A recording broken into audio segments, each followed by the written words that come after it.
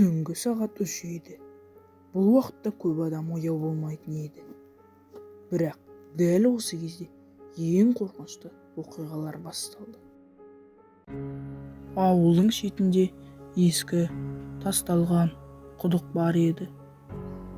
Күндіз ол жай ғана қараңғы шұңқыр сияқты көрінетін. Ал түнде ол тірі болатын секілді. Адамдар түнде ол жерден дыбыс еститін. Біреу сыбырлап шақырып тұрғандай, біреу көмек сұрап тұрғандай. Бірақ ешкім баруға батылы жетпеді. Бір күні бір жігіт шыдамай кетті. Бұл бәрі өтірік, ойдан шығарылған деп ойлады. Қорқыныш адамның қиялы ғана деді. Сол түні ол құдыққа жалғыз барды.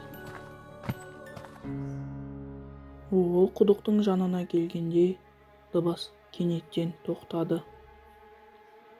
Айнала тым-тырыс, тып-тыныш болып кетті. Сол сәтте құдықтың ішінде оның атын біреу атады. Ераса.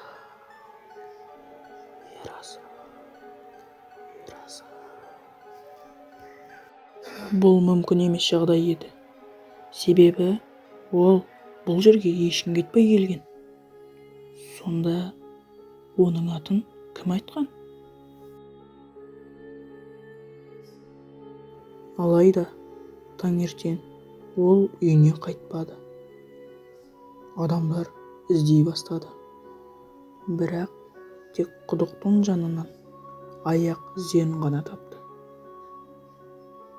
Іздер құдыққа қарай кетіп, сол жерде ғайып болып кеткен. Сол күннен кейін құдықтан шыққан дыбыс күшейді. Кейде жылағандай, кейде күліп тұрғандай. Кей адамдар түнде өз атын естиміз дейді. Егер сен түнде біреу атыңды атап шақырса, артыңа қарама. Себебі ол сен білетін адам болмауы мүмкін.